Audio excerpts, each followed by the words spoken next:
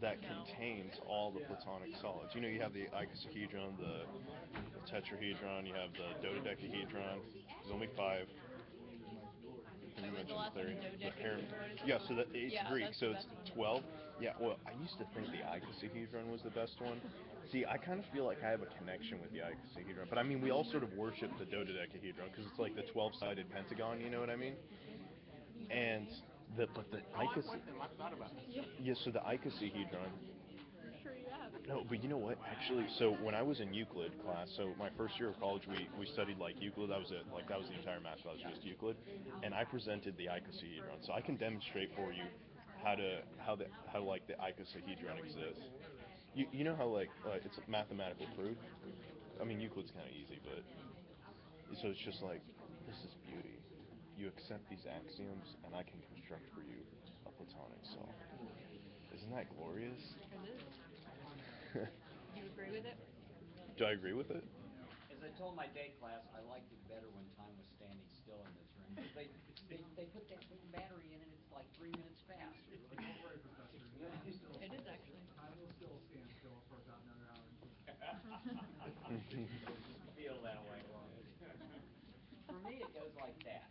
I think for some of you, it must go, oh gosh, how can an hour and 15 minutes seem like 3 hours? I was on that side of the desk once in the very, very dim past, well into the last century. All right.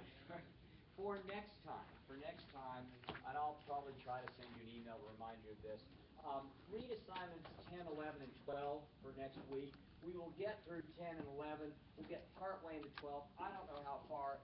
Be sure to look at the syllabus, which pages I have you read in those chapters, because we skip a lot of those pages.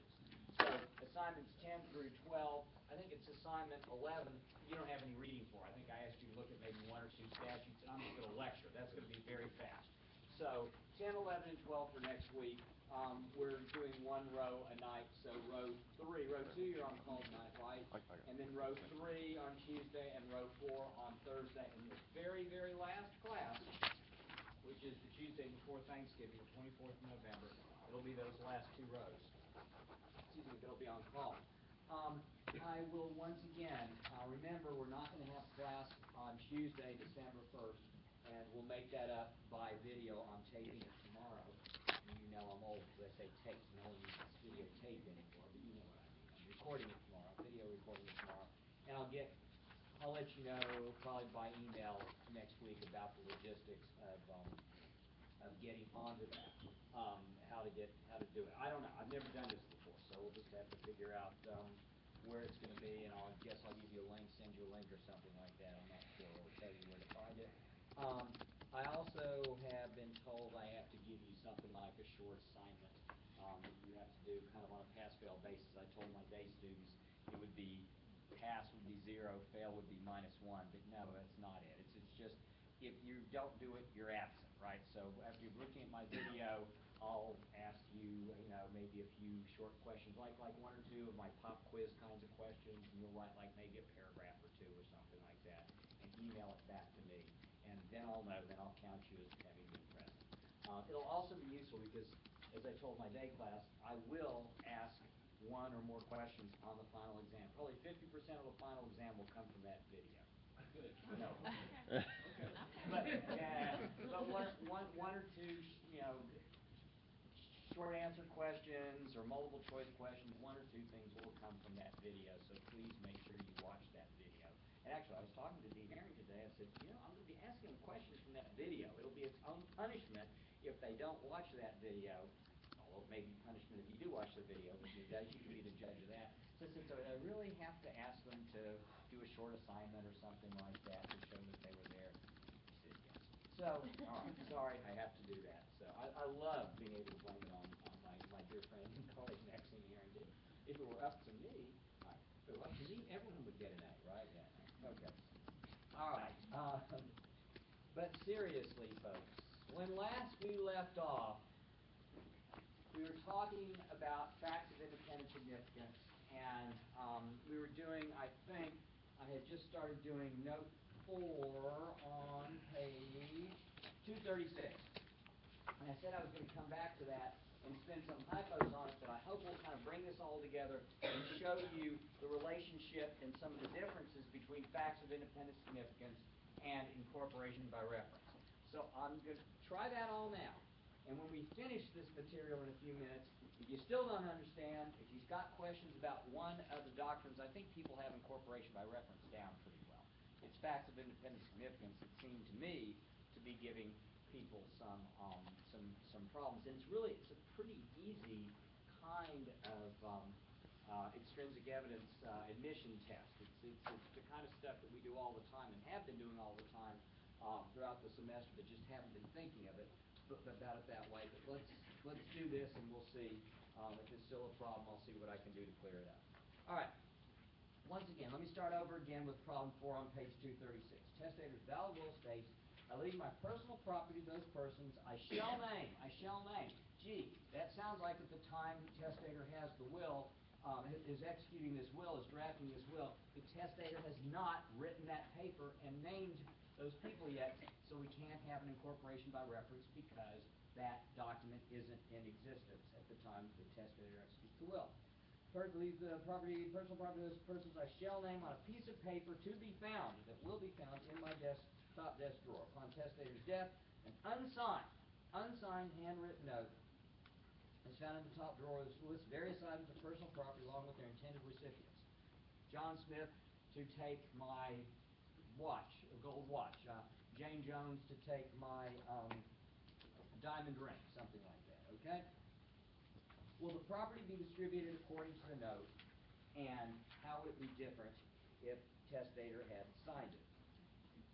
Well, surely, as we just said, incorporation by reference won't work here because the note pretty clearly wasn't in existence at the time testator executed his will. So that can't work because it has to be in existence. And I don't think facts of independent significance would work in this case because I leave my personal property to those persons I shall name on a piece of paper to be found in my top desk drawer. I think I indicated this. Is there an independent lifetime motivation, a non-testamentary reason why testator would write down who was to take property upon his death? Any independent lifetime reason? I don't see one, right? That's testament, most testamentary in nature kind of thing that it can be. Therefore, I don't think facts of independent significance applies because FIS, FOIS, facts of independent significance, FOIS, FOIS, I'll just say FOIS for shorthand, right? FOIS doesn't apply because there's no independent lifetime motivation. Go back and look at the case, if you will. Page 234, the Welch case, the definition of facts of independent significance. Bottom of 234, the rule, the definition, the test, if you will, from Scott on trust. Even though a disposition cannot be fully ascertained from the terms of the will. In problem 4, it can't be fully ascertained from the terms of the will. We have to go back. We have to go and look at some other fact or some other document. It's not invalid if it can be ascertained from facts or document which have significance apart from their effect upon the disposition of the will. Have a lifetime, non-testamentary significance. I don't see what this is. Do you? Can anyone think of any reason why he would write down who's to take upon his death and lock it in a drawer for safekeeping? It's not a will. I don't see it. Okay? So I don't think FOIS would apply here in problem 4 on page 236 to say that piece of paper, and that piece of paper can't be admitted. What if the note were signed? What if the note were signed? Would that make a difference? Right, I think we do. That's right. Is that where we left off class the last time? Okay, and if the note were signed, it's wholly in testator's handwriting, it's signed by the testator. Gosh darn, we now have a holographic codicil because there was a will, and now the testator said, here's my will, and then he said, you're going to find this in the desk drawer. It's going to be drafted later. It's a holographic codicil. It's clear, no problem. Wholly in testator's handwriting, it can be admitted. Not a problem. What if, in problem 4, let's change the facts a little bit. If testator said something like this, and I think I didn't do this one yet. I got a couple of hypos here. If he'd said, instead of I leave my personal property to those persons I shall name on a piece of paper. What if he said, I leave my personal property to those persons I have named on a piece of paper dated yesterday, right? I want to make it really clear that it's in existence, to be found in my top desk drawer, which I hereby incorporate by reference. Would that be admitted as part of the will? Yes, and what would the doctrine be? It wouldn't be facts of independent significance, it'd be incorporation by reference. There's a clear identification, there's a clear intent to incorporate, and the paper was clearly in existence at the time testator executed his will. That wouldn't have been a problem. You see the difference between those two doctrines in this case, in this situation.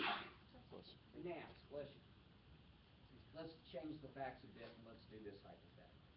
And I've often done some variation of these kinds of things I've done on the final exam as a multiple choice question or a couple multiple choice questions or a short essay question, maybe a 10 or 15 minute kind of question. So just mark that and file that away for future reference. You never know when in December you might need it.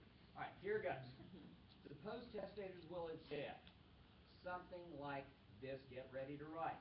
In my top desk drawer, 2 envelopes will be found with certain contents. In my top desk drawer, 2 envelopes will be found with certain contents. Each envelope is dated yesterday. Yesterday, from when testator was executing his will. This is in the will, right? On each envelope, we'll continue. This is what the testator says. On each envelope, I have written its contents.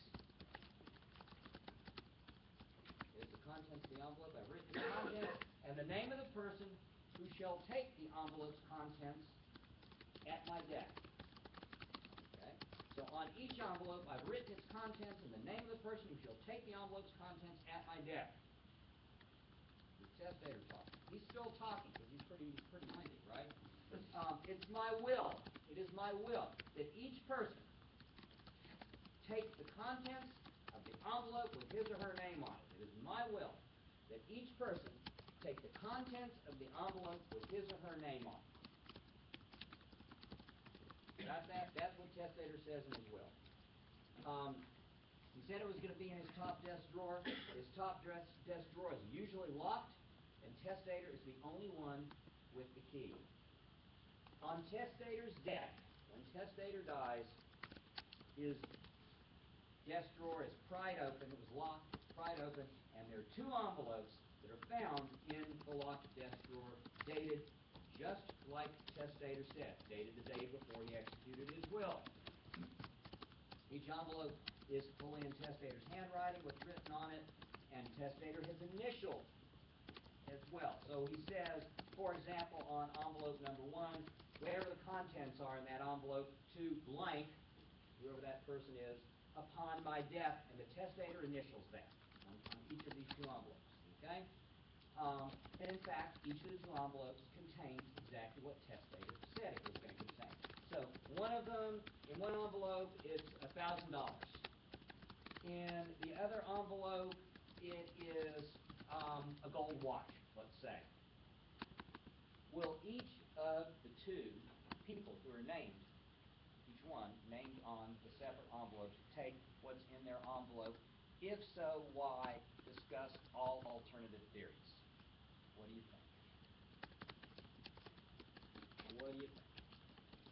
I think the answer is yes. They'll say those envelopes are admissible. Why? Pop quiz, why?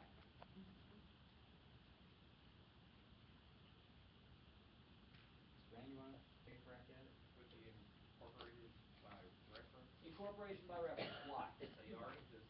Yep, the envelopes are in existence. The writing on the envelopes were in existence because they were dated yesterday. He said that in his will, and in fact they were dated yesterday, so they are in existence. Yes. There'd be an argument. I don't know how strong this is. There'd be an argument that it wasn't changed. It wasn't locked up in a drawer. Probably an argument that it wasn't changed. You know, let's say we have no evidence that it was changed, right? Okay. Clearly, he had intent to incorporate.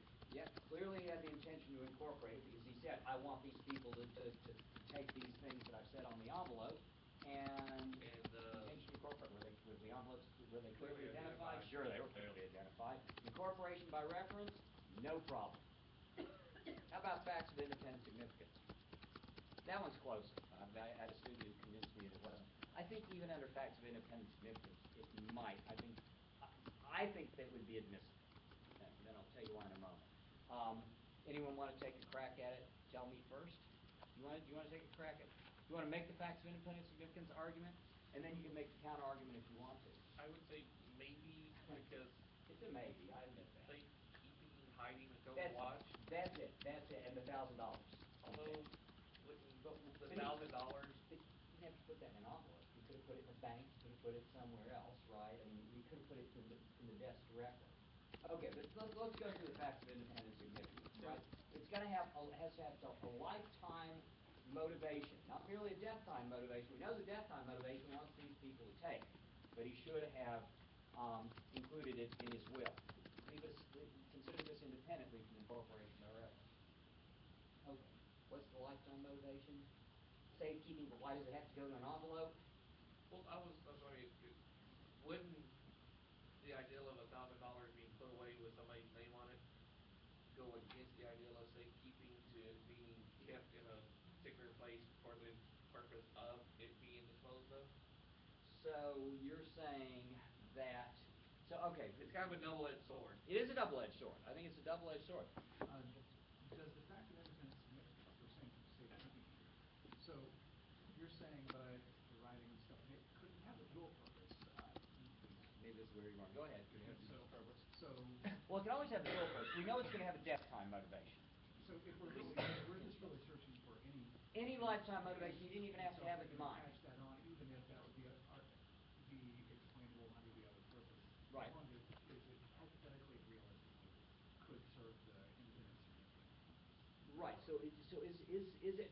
And often it's safekeeping. Is there enough safekeeping here? Is that? Can it be tax the property while still alive? If you can't say to give it to that person whenever, you don't know when. Yeah, but didn't I just say he said to take upon my death? On the envelope? Yeah, well, The no, envelope, not on the envelope. Yeah, no, on the envelope too. Both on the envelope, contents, whatever contents. $1,000 to John Smith upon my death. He wrote that on his envelope. That makes it look worse, doesn't it? That makes it look like there's no lifetime motivation. But it's in the top drawer. The top drawer is always locked. I think. Anyone else want to get in on this? I think on balance, and sometimes when I've done a variation of this on a final exam, I think I've made it clearer. But if I don't make it clear and I ask you something like this, I believe facts of independent significance apply here because there is safekeeping. Even though, would it have been better if somehow he'd said something like, "I leave the contents of my desk drawer to Joe Smith," and you have to go in and see what the contents were, facts of independent significance, and you find $1,000 there, and you'd say, "Gosh, well, why would that be there?" Well, safekeeping. Is that any better than putting it in an envelope? Does putting it in an envelope make it worse? Because that clearly just shows there's really nothing but a death time motivation. That's what some students argue. Professor Austin, my question is about I leave my personal property to a person I shall name. That kind of makes it sound like he has. Well, no, but I'm not on. We weren't finished. We left number 4 far behind. I gave you, Miss Anderson, I gave you a totally different hypothetical. I'm sorry, I just had a question. We had a question. No. Let's finish my question first before we get your question. Okay, I'll get to your question. I promise. Let's finish this stuff. Okay, I think facts of independent significance works. I think it's just because it's in a locked desk drawer. I think there is safekeeping, but I think the fact that they went into envelopes that say so and so to take upon my death sure do make that look like it's pretty much just a death time motivation. But my argument, if it comes up on the final exam, something like this or something maybe a little bit clearer that has a lifetime motivation, I think it's facts of independent significance work. I just think so. Okay. Now, is there an alternative explanation for this? Is there another reason, Ms. Jones, why we could admit this? These papers to probate? Are the papers or the envelope wills? Well, they're wills or codicils. I guess if they were dated before, in effect, they probably were wills, right? And then the will itself was maybe just a big codicil because of the dating. But yeah, why? Why might they be testamentary instruments that are admitted to probate on their own? Well, because they leave clearly supposed property? Wholly in They're the, wholly in testator's handwriting? and then their initial. And their initial, that counts as a signature. So I think it's clear that if these are, can count as wills or codicils, I guess technically they're probably wills, so we can admit them as holographic will or codicil. We can admit them clearly because of incorporation by reference. We have some doubt or disagreement about facts of independent significance. That's the weakest argument. I admit that, but I think maybe we can even make an argument for facts of independent significance. If the will mill had a revocation of the previous will. Well, I don't want to waste time. I'm sorry, Mr. Palmer, but I'm happy to waste time with you after class. It's not a waste after class. It's a pleasure to talk to you. But I do have to move it on. I'm sorry. And Ms. Anderson, can I ask you to hold your question after class too, please? That's okay. I don't want to ask it anymore. It's okay. You Thank can you. Thank you, though. I'd be happy to stay around after class.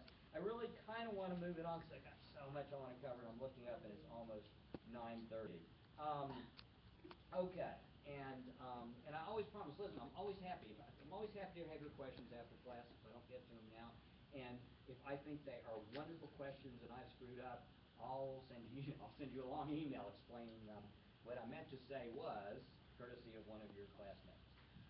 Okay, let's talk about. Are there any final questions, general questions about facts of independent significance? Does it seem to make some sense now? Yes? Sometimes it's just obvious. I mean, sometimes you don't even think you're applying the facts of independent significance, the Foy's doctrine. All right. In that case, let's turn to page 242 and talk a little bit about contents. Contents. Look at note 1. Are the contents of a specific bequest presumed included or excluded from the gift? Look at section 255.001 and 002. Excuse me, 002 and 003. I'm on page 215 of the statutory supplement. 255.002, a device of real property does not include any personal property located on or associated with the real property or any contents of personal property located on the real property unless the will directs the personal property or contents, the personal property or contents are included in the device. All right, so are contents of a specifically devised piece of real property included or excluded from that testamentary gift? Included? Excluded. Excluded. That's right, they're excluded. That's the default rule unless the will provides otherwise, right? Okay, unless the will directs that the contents are included. Look at 255.003 on the next page. A legacy or a device of personal property does not include any contents of the property unless the will directs the contents are included in the legacy. So back to question 1 on 242. Are contents of a specific bequest of a specifically bequeathed, specifically devised piece of personal property presumed included or excluded from the gift? Included or excluded? Excluded, that's right, they're excluded. That's the default rule. Again, it can be drafted around unless the will directs that the contents are included in that gift. So, question 2 on page 242. Testator wishes to leave his desk and all its contents to B, the beneficiary. Draft the appropriate will provision. What would you say if you're drafting that for your client or for yourself? Mr. Mark? Say, I wish to leave the desk and all its contents. All its contents, that's easy. Now you've done it. Now you've drafted around the default rule. You're exactly right. I leave my desk, whatever describe the desk. We'd have to, it's a specific request. We'd have to describe it specifically enough so we know what desk we're talking about. And all its contents to B, to the beneficiary. Now you've done it. Now you've drafted around the default rule in the statute. That's easy enough. And now how about this? Would the gift in question 2 include the stock certificates found in the desk after testator's death? Look at 255.001. 255.001, definition section. How is the word contents defined? tangible personal property other than titled personal property found inside of or on a specifically devised item. Here's some examples. Blah, blah, blah. And other items of tangible personal property that do not require former transfer of title. Look at subsection B. What titled personal property? What is that? Includes all TPP, tangible personal property, represented by a certificate of title, certificate of ownership, written label, marking, or designation that signifies ownership by a person. This term includes a motor vehicle, motor home, motor boat, or similar property that requires a formal transfer of title. So, question number 3 on page 242. Would the gift in question 2 include, it's in his desk, would it include the car that was found in his desk? Okay, all right, we couldn't shrink the car. But it would include the car because clearly a car is titled personal property. Would it include stock certificates found in the testator's desk after testator's death? I don't think so. I'm not up to enough on rules. I mean, so many of the brokerage accounts now are what's called held in street name. You don't actually get the shares, but you actually have the certificates. I don't know. How do you transfer certificates? I mean, you have to endorse them, and I think that there may be some other kind of document that you have to sign in order to transfer title. If that's the case, I think they would be titled personal property, and I don't think they would be included in with the rest of the contents. You know, what the rest of the contents are a gold watch, a diamond ring, $1,000, whatever. Those things would all be included, but I think the stock certificates probably not. Agreed? Question, comment about that? All right. How about number 4? Testator's valid will provides I leave my cedar chest and all of its contents to the beneficiary. Okay, we drafted around the default rule. I'll leave the rest of my estate to Max. Testator dies owning only one cedar chest, so it's clear what we're talking about here at the time. By the way, how do we know what testator's cedar chest is? I leave my cedar chest. Well, we don't know that. We're going to have to apply extrinsic evidence to see what the cedar chest is. In effect, that's facts of independent significance, isn't it? This happens all the time. Almost any time you have extrinsic evidence, in effect, it's facts of independent significance. You admit the extrinsic evidence to show what the cedar chest was, and did testator buy the cedar chest solely for the purpose of leaving stuff in it so that it could go to other people? Of course not. That's ridiculous, isn't it? He had the cedar chest and he used it during his lifetime. Boom, that's easy. All right. So, cedar chest, at the time he owned one cedar chest. At the time he executed his will, the chest was empty. When testator died, the chest contained the following property belonging to testator. $10,000 in cash, a sealed envelope marked testator, a sealed envelope marked Susan Doe, and a sealed envelope marked in testator's own handwriting that says, I leave this envelope to John Smith, signed testator. What's the proper distribution of the property? What do you think?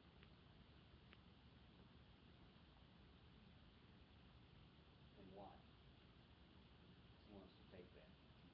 I have a note in my notes. It says skip if pressed for time. You probably wish I had skipped this one. In a moment, I may have wished I'd skipped it too. I apologize in advance. What do you think about this one?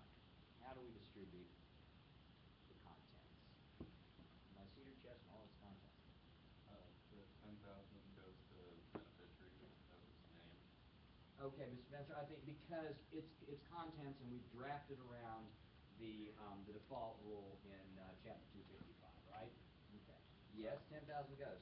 How about the sealed envelope that just says testator's name on it, nothing else, and a sealed envelope that says Susan Doe? How about those two things? I would say the sealed envelope that goes Susan Doe, if it was in his handwriting and all It's that. totally in his handwriting, but all it says is her name. It doesn't say she's to take it and he didn't sign it. It's not going to stand as a holographic copy. So yes. This goes to Susan Doe when I die, signed testator, initial testator. Great. I mean, I guess you would need, I don't know. What do you think? What do y'all think? I don't know. I think you're right about the $10,000. Okay?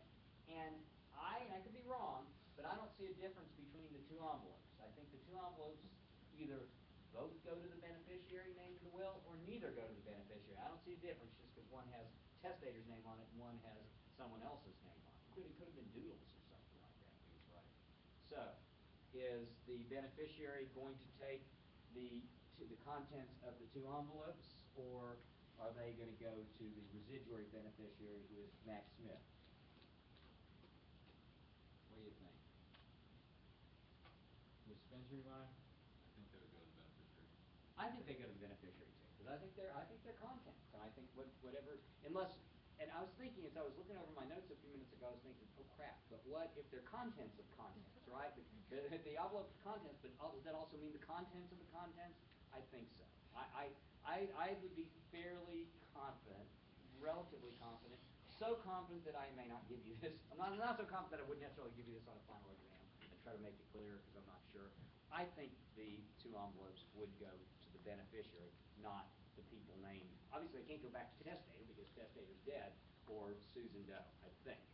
What if, and this is probably maybe something more extended, but what if we take codicils in the envelope?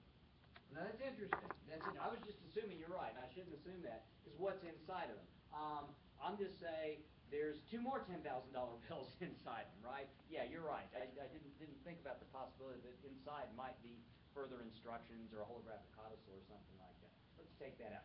Now you made it hard. Let's take that out.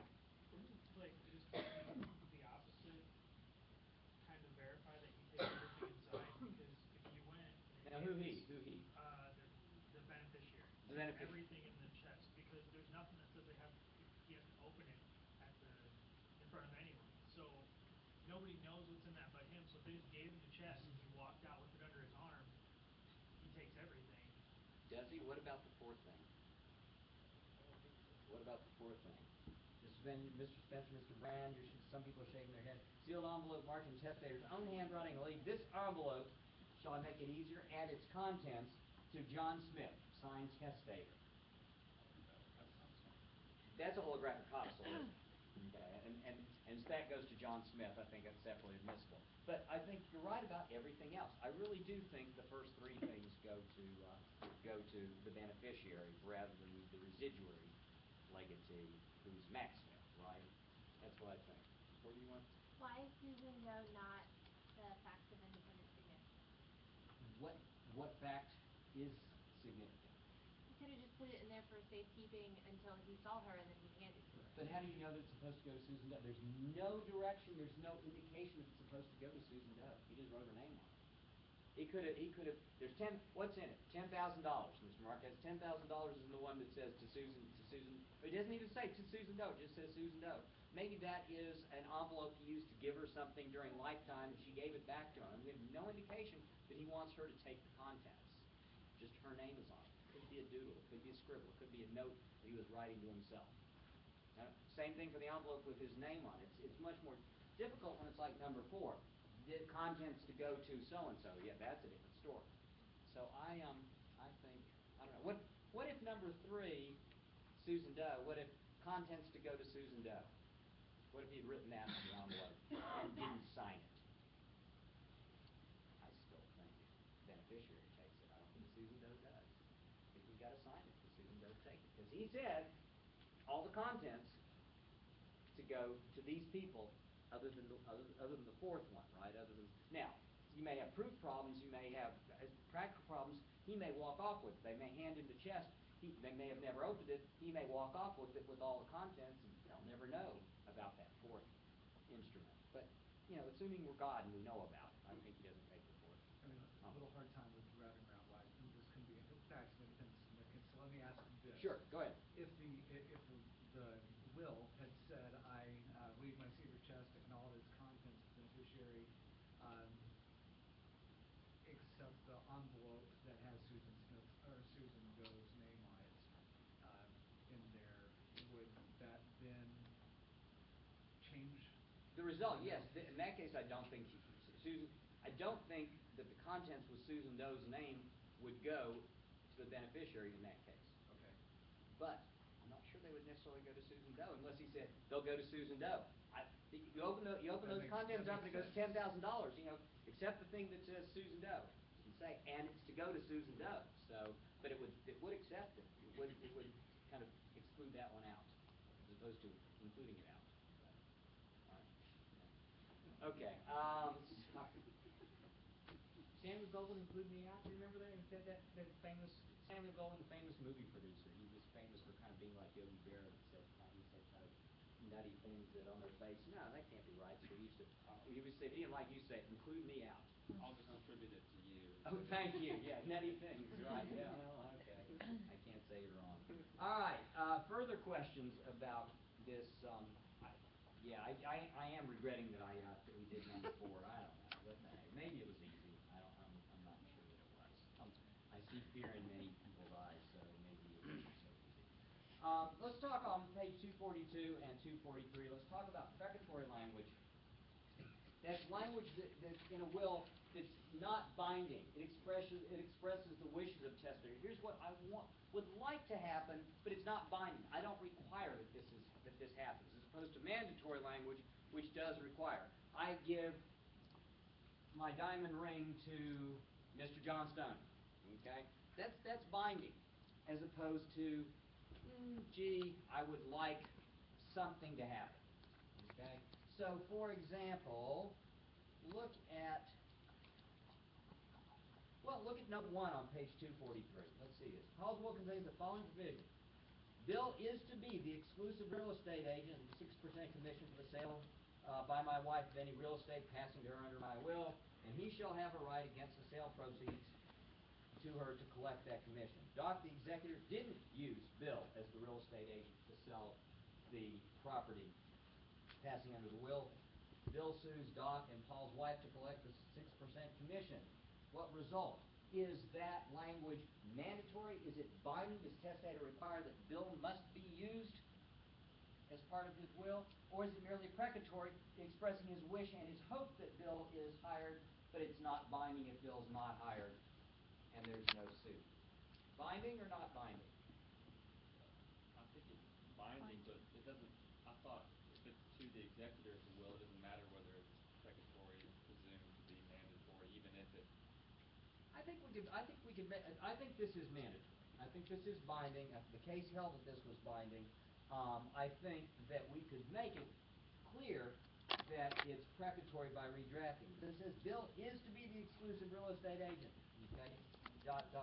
He shall have a right to collect that commission. Okay. I think that's binding. And that's what the case held. But can you redraft that language to make it precatory only, expressing a wish but not a requirement? Now, how do we make it clear? Because this is a real problem. This comes up again and again and again in real life because it's not clear whether it's binding or not. And one party says, well, it's binding. I want my 6% commission, or I want this thing under the will. And the other party says, no. You had your hand up. Were you raising your hand, or were you just... You were thinking, no. Okay. Well, Mr. Galati, you want to make it precatory, or to make it just... Yeah, make it precatory. I think it's mandatory. I would just say... It's not super clear, I admit that. But the I mean, case held that was clear. put on the Is spot. to have. Okay? Yeah. So, what? I suggest, as Bill is my friend, that he be the exclusive real estate agent. Okay. It would be nice. It'd be nice. Well, how about I suggest or I hope, because Bill is my friend, I suggest or I hope that Bill will be used as the real estate agent, but I do not require Bill to be hired as the real estate agent. Okay, well now that's really easy. Why did I make it so easy? Because if you don't make it that easy and that clear, you might end up in court, in a court after your death, may decide, or your client's death, what did the testator mean? Was it mandatory, binding, or was it merely precatory, expressing his wish but not making it binding? Okay, you just got to make it clear. I wish, but I do not require. I hope, but I do not require that something happen, that Bill be employed, or whatever it might be. Note 3 on page 243, self-explanatory. Don't worry about that one too much. Questions about precatory language? That's about all that I have to say about precatory language. That was all of about 3 minutes. You won't get a 30-minute essay on precatory language. It might be a little definition, or it might be a little part of multiple choice question, or something like that, or something small. Could be that.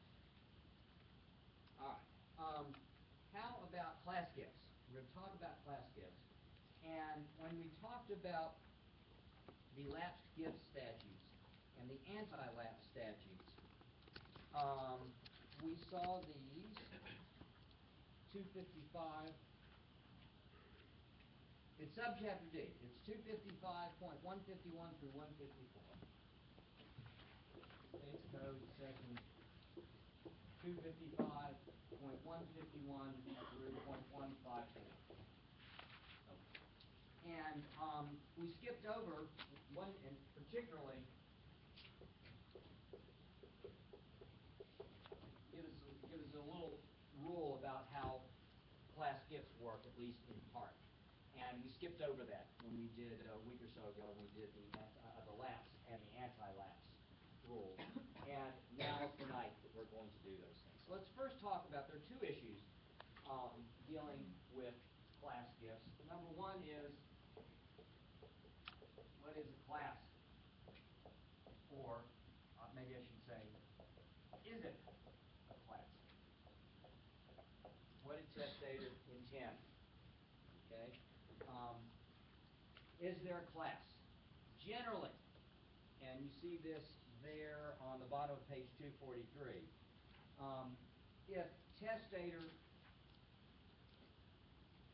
describes a group of beneficiaries that share a common characteristic and does that by a label, then testator generally is held to have made a class gift. So, a gift to all my children, all my nieces or nephews, all my grandchildren, all of you, my best friends' children or grandchildren, or nieces or nephews, or cousins, or heirs. I described a group of people that share a common characteristic or label, and I've described them by label rather than by individual name. Generally, that's held to be a class gift. Why does it matter? Because we're going to see the class gift rules in just a moment. There's different rules that apply if there are class gifts if one class member predeceases the testator. That's where this is important. So if testator, on the other hand, and you see the definition of a class there at the bottom of 243, a number of persons are said to form a class when they can be designated by the same general name or label as children, grandchildren, nephews, brothers, sisters, parents, grandparents, etc. The gift must be an aggregate sum to a body or persons uncertain in number at the time of the gift. Why? Okay? Because there might be people added to or subtracted from the class between the time testator executes the will and the time of testator's death. Generally, the class is determined at testator's death, unless the will somehow provides otherwise. In fact, generally, as we've seen, a will speaks as of testator's death, unless for some unusual reason, testator provides otherwise. Okay, so the first major issue is if people are described by a label and they share that common characteristic rather than by individual names, they're described by label. Has a class been created? Has a class gift been created? And the answer generally is yes if it's a label. But if I name all my children, or name all my nieces and nephews, or name all my cousins in the will, even though they all share that common characteristic, if I name them individually, then generally it's held that class has not been created. And why is all this important? Because this deals with the second major issue in a class gift.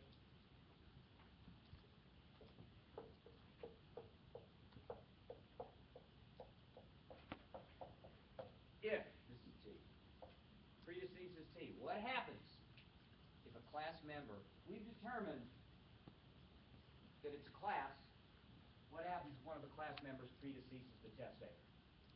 That's really, this is the threshold question, but this is why it's important. What happens if one of the class members predeceases the testator? You know what happens. You look in the will and see what testator said. But if testator, as usually testator does say in a class gift, I leave all my property to my children, period. He doesn't say, and if one child dies during my lifetime, then it's to go to the other children, then that share is going to my alma mater, Texas A&M University, whatever the will says. But if he doesn't say that, and often he doesn't say that, he just says, I leave all my property. Or I leave my ranch to my children, my nieces, my nephews. Is it a class? Yes. What happens when one of the members of that class predeceases the testator? That's the important issue. That's the money question. All right. Here is what. Let me just ask you this: if I leave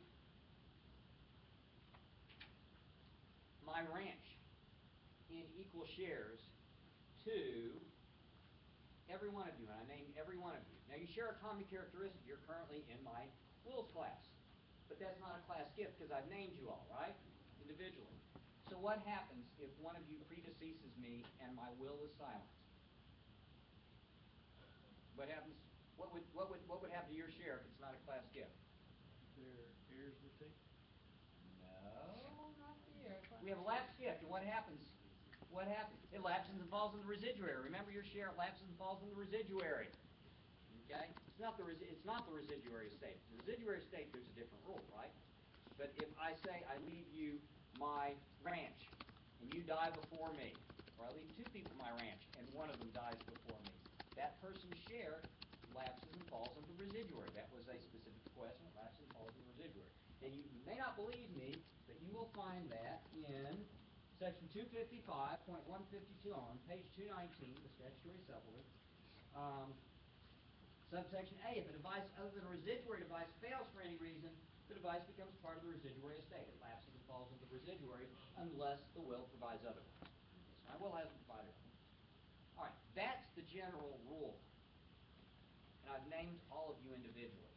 But suppose I just say my ranch to the members of my fall 2015 wills and estates class.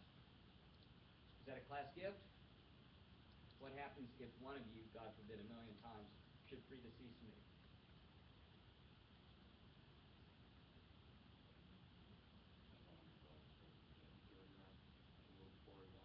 Did I already write the will before? That's a good question. The answer is no. I didn't write. That's a good question. We'll just assume that all the members of the class were alive at the time I wrote my will.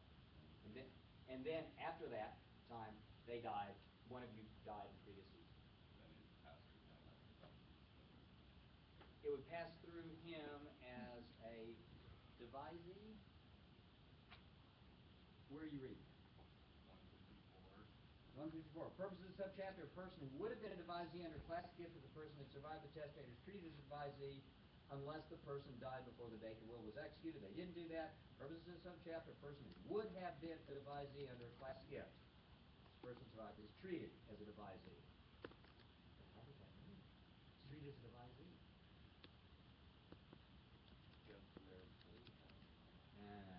Okay, I'm going to tell you. 255.154. Short, isn't it? It's short, and it's sweet, and I don't know what the hell it means. I mean, it's terribly, terribly drafted. I'm going to tell you what it means in a moment. It doesn't apply. I don't believe it applies in the situation that I just gave. I believe the rest of the statute applies as far as class gifts are concerned. Ignore 154 for a second. Where else are the class gift rules treated in 151, 152, and 153? Leave aside 153 for a moment. Leave aside the Anti-Lapse statute for just a moment. I just want you to wrestle with this for a second, and when you're finished with wrestling, I will tell you the answer. All right. It's not any brainer. We fall back on the common law class gift rules unless 154 says, basically, it's been interpreted as saying, unless 153, the Anti-Lapse statute applies. We'll get to that in a moment. Okay. So, what happens if I leave a class gift and one of the class members predeceases me? The common law rule was, as my will provides otherwise, the common law rule was the other members of the class divided.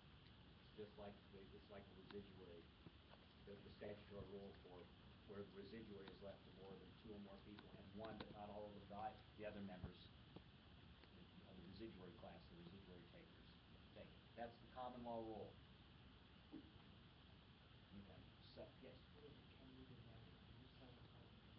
What if it can't be divided? That's a good question. What if it can't physically be divided? I leave to you all my favorite antique grandfather's clock. You just own it. you all own it, an undivided interest. So what happens? Yeah, so if you can't agree on how you're going to use it, one of you will bring suit to partition it, and of course, unless the judge will be like Solomon, so he's not going to say cut the baby in half, right? He's going to say sell the grandfather's clock and divide the proceeds among all. Will be partitioned by sale. Okay, all right, that's the class gift rule. So the first question, the first issue is it a class? Because if it's a class, then what happens if one class member predeceases the testator? The answer is if it's a class, one class member predeceases the testator, unless the will provides otherwise. The default rule is not like the lapse gift rules. The default rule is it goes to the other members of the class. They just divide that share. Okay. But now, how does 154 change it? 154 is terrible. It's not a model of drafting clarity. It's just off. Okay? But here's what it's been held to mean. What it means, 154 means that the anti-lapse rules found in 153 control over the class gift rules if the predeceasing member of the class bears the relationship. 154 means 153 applies if it applies. If the predeceasing class member bears the relationship. So, I'm going to give you an example in a second. So, let's suppose... Alright, so if the will is silent on the matter, the common law, if we have a class gift, is it a class? Then what happens if one of the members predeceases the testator? Class? If the answer is yes, we proceed to number 2. If the answer is no, stop right there, right? So if it's a class, then what happens when one of the class members predeceases the testator? 154 says anti-lapse statute applies, right? Anti-lapse statute is 153. If that class member bore the relationship to the testator.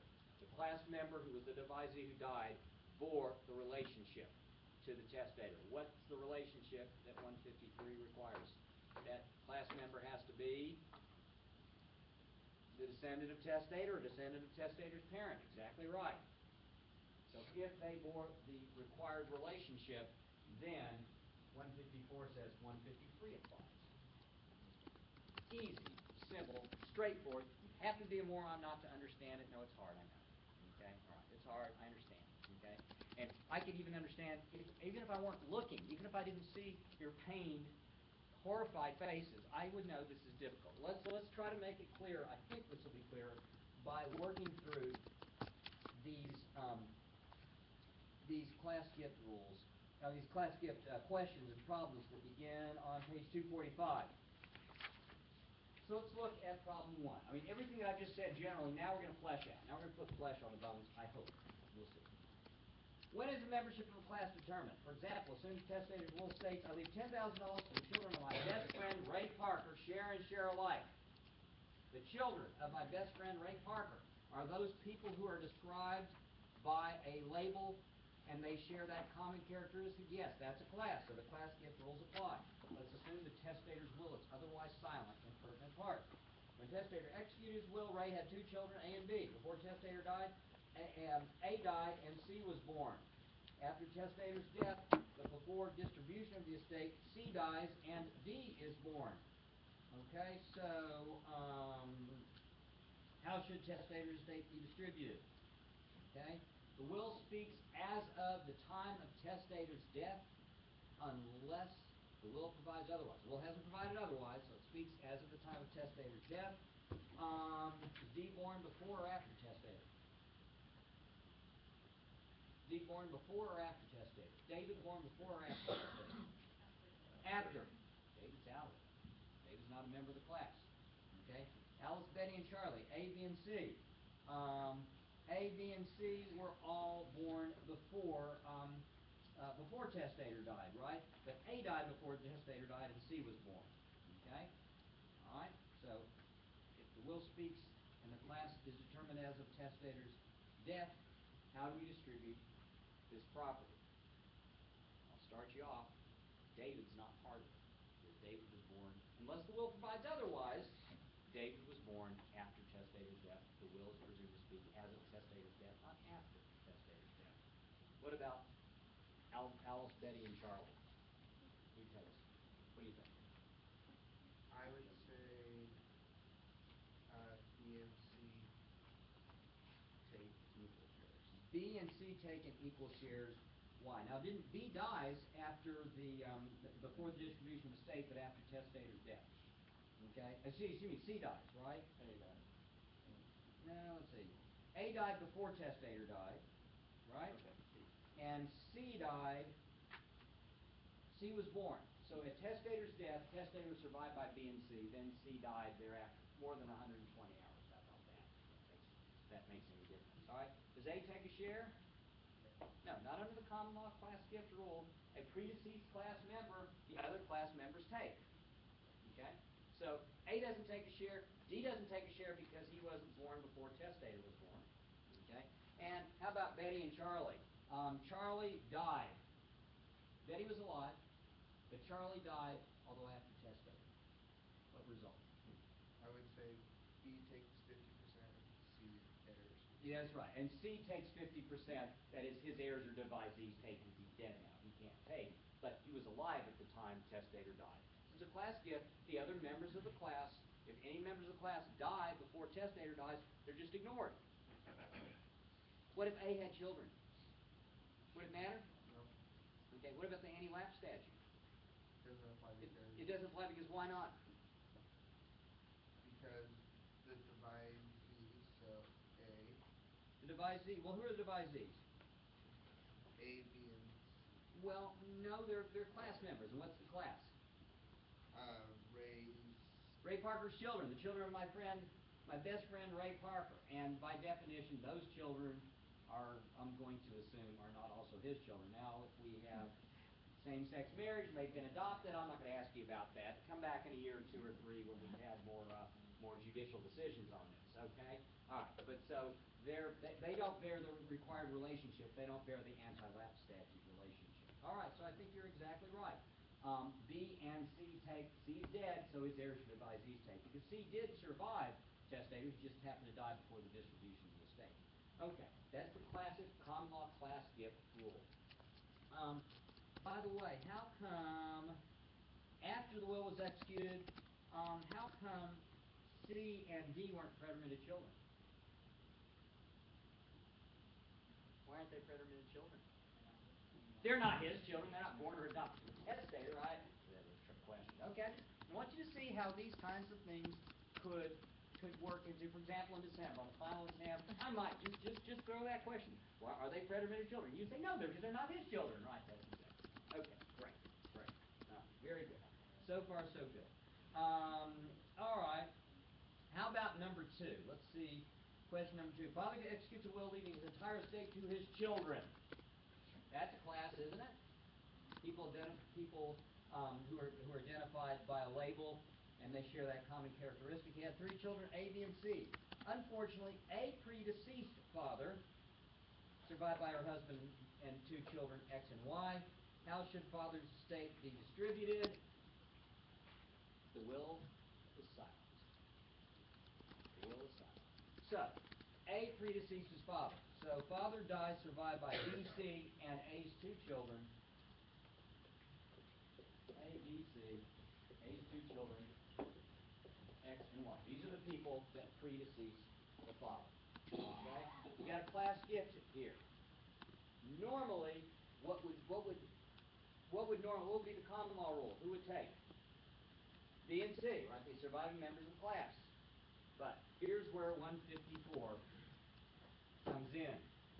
For purposes of this subchapter, and I think it used to say for purposes of Section 68A of the Probate Code, which was the Anti-Lapse statute. So this is a redrafting that I think may have made it worse, not better. Purposes of this subchapter, a person who would have been a devisee under a class gift of the person that survived the testator is treated as a devisee. okay? Unless he died before the date the will was executed, and that there's no indication of that, right? So, A, B, and C, what this means is, what 154 has been interpreted as meaning is that 153 applies and trumps controls over 154.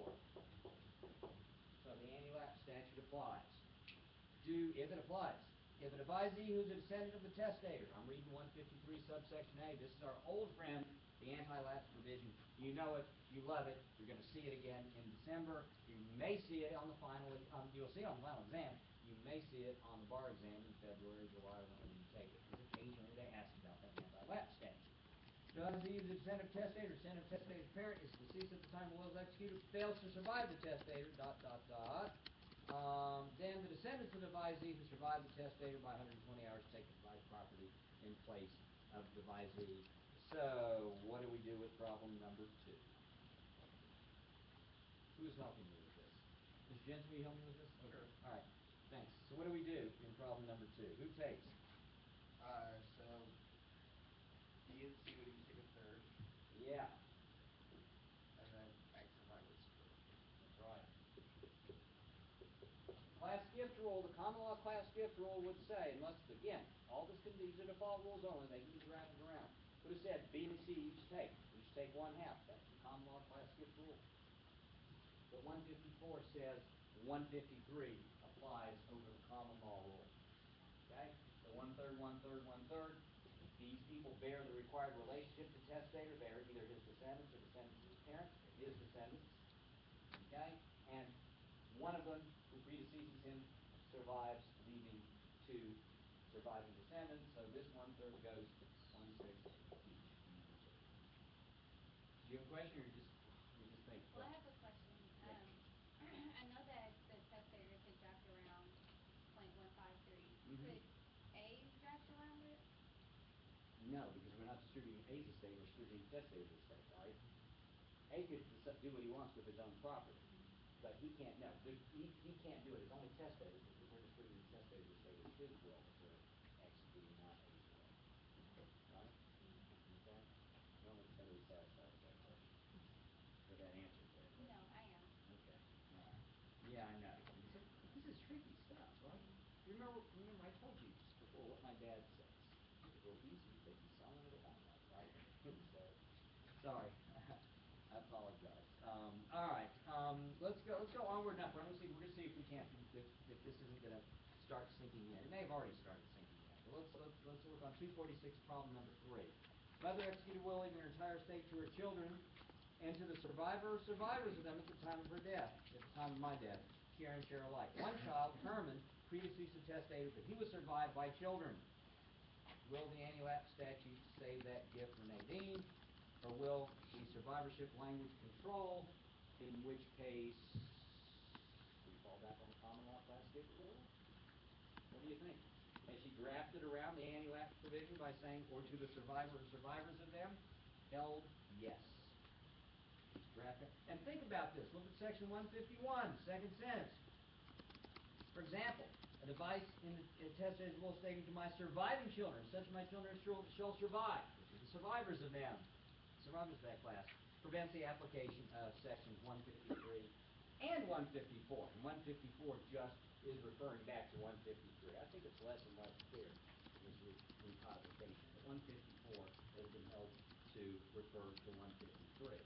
So she's drafted around the anti-lapse provision in this one. So, who takes? The anti-lapse statute doesn't apply. It's been drafted around. When Herman predeceases the testator, then Nadine takes? No, Nadine doesn't take. Testator's other children take? But if testator doesn't have any other children, you gotta look. Then we may fall back on the other lapse gift rules unless testator's provided some alternate taker in the will. Okay, the anti-lapse statute doesn't save Herman's share of the legacy for his daughter. The other surviving children, if there are any, divide the legacy among themselves. So testator needs to be careful in drafting the will. That may not be what she intended. Right? Do my surviving children share and share alike? I don't know. Look at note 4 if you would. Father executed a will leaving $50,000 to the children of my son Felix. Prior to father's death, A, Felix adopted a 4-month-old child. Will that child take the $50,000 legacy? Prior to father's death, alternatively, Felix adopted a 25-year-old mentally retarded person. Will this adopted adult share the $50,000 legacy? The question there is, does the word children, what does the word children mean? Does it include adopted persons? Now, it could be defined in the will. First question, look and see how the testator defines the word children in the will. But the will is silent. The testator hasn't defined the word. The will is silent. The testator hasn't defined the word. It's clearly a class gift, right? It's to the children of my son Felix. That is, grandchildren by his son Felix. Does that include adopted children or not? The case is held yes. Okay. Testator can define the word differently if testator wants to. The case is held children includes adopted children. Because it does for so many other purposes as well. Right? We show a policy, particularly on intestacy, of treating adopted children just like natural children, natural-born children. So that's what the case is held. But look at number 5. Mother executed a will leaving her estate to the issue of my son Richard, or to the bodily issue of my son Richard, or to the heirs born of Richard's body. Richard has 2 biological children and 1 adopted child. Does the adopted child share in mother's estate? Well, as you see, the case has gone both ways. Okay? And you see how number 4 is different than number 5? Number 4 says children. Number 5 talks about issue, or bodily issue, or heirs of the body. People clear. Is it clear enough that they mean only not adopted people, or including adopted people that only mean children who are naturally born? The case just go both ways. That means I probably won't ask you about that one. Let's see.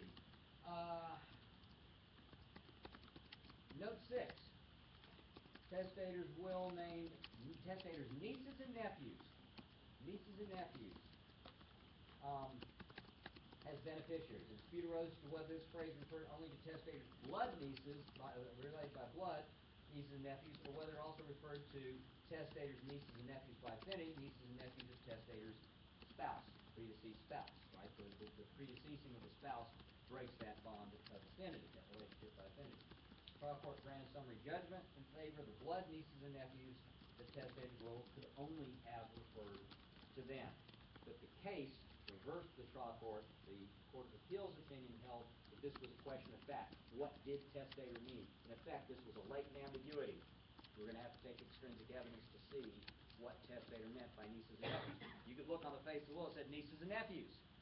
But you applying the facts, you would see, oh, testator had blood nieces and nephews and had nieces and nephews who had been nieces and nephews by affinity. What did testator mean? That's a latent ambiguity. The court held that extrinsic evidence was admissible to resolve what testator's intention was, to clear up that latent ambiguity one way or the other.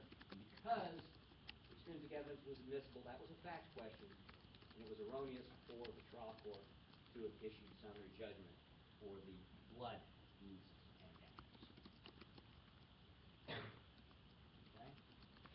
Question about any of that before we move on in the 5 minutes we have left? I like that fun so much better when it stops. See, y'all get looking at the clock. Okay, yes. What was the answer to 4B? What was the answer to 4B? Yes, the case is held that adopted children were included in the word children, unless if the will defined it differently. That's in number 4. Number 5, issue, children of the body, heirs of the body. If there's a different, more old-fashioned term used in number 5, man, it's not so clear, and the cases go both ways. Mr. Palmer. On that, children includes an adopted adult. Children include an adopted adult. Yeah, held children include an adopted adult. Yeah, that does, but that, yeah, that doesn't, does that bother you, kind of? No. Okay. Is Spencer, does that bother you? No, Okay, you were just asking, okay. All right. I don't know, because children seems to be minor, but we include as children adopted adults, we permit adult adoption, so I guess that makes sense. That's part of the policy. What about adoption for 154 or 153 through 154 before, where it's, like say our problem up there, if A had X and Y and it adopted Z. If A had X and Y and adopted Z, I think it's either way. Under 153? Yeah, I think, because it's A bearing the relationship. Right. Okay, A, divide Z has to be the descendant testator or testator's parents for the relationship. And then it would be 153 says, then the descendants who survive, and I think an adopted child would be a descendant. I think so. I mean, I think that's pretty clearly legislative policy. The more difficult question is like number 4 and 5, when we have to interpret testator's language, what a child means, or issue, or descendants of the body, or something like that, when it seems a little more clear that maybe he means blood, not adopted, but it's not so clear. Stepchildren for this children? I don't think stepchildren.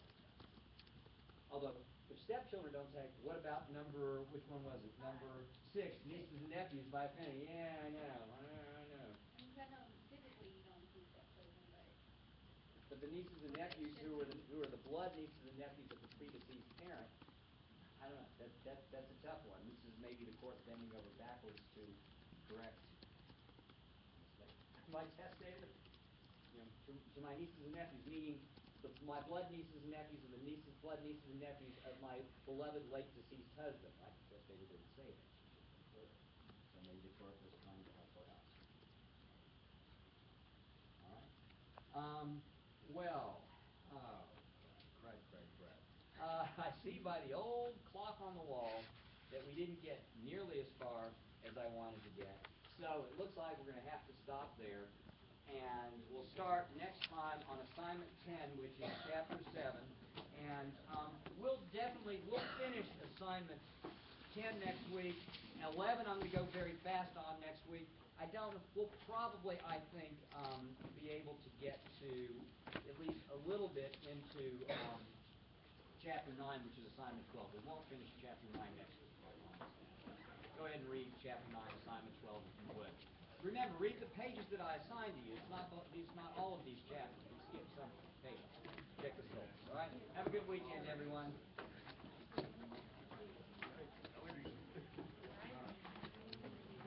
Okay, Mr. Palmer, you got a question? Come on up.